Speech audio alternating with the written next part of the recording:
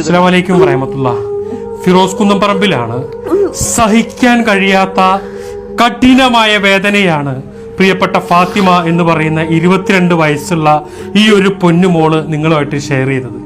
മാരകമായ ക്യാൻസർ രോഗം ബാധിച്ചിട്ട് അതിന്റെ ഏറ്റവും അവസാനത്തെ സ്റ്റേജില് അതിന്റെ വേദന പോലും സഹിക്കാൻ കഴിയാതെ 24 മണിക്കൂറും കരഞ്ഞുകൊണ്ട് ആ വേദനയിൽ തന്റെ തല ഇങ്ങനെ ഇറുക്കി പിടിച്ചിട്ട് അത് സഹിക്കാൻ കഴിയാതെ ഉമ്മാനോട് കരഞ്ഞുകൊണ്ട് എനിക്ക് വേദനിക്കുന്നുണ്ട്, എനിക്ക് സഹിക്കാൻ കഴിയുന്നില്ല എന്ന് പറയുന്ന ഈ ഒരു പൊന്നുമോള് അവളുടെ ജീവൻ രക്ഷിക്കാനാ നിങ്ങളുടെ മുന്നിലേക്ക് എത്തിയിട്ടുള്ളത്.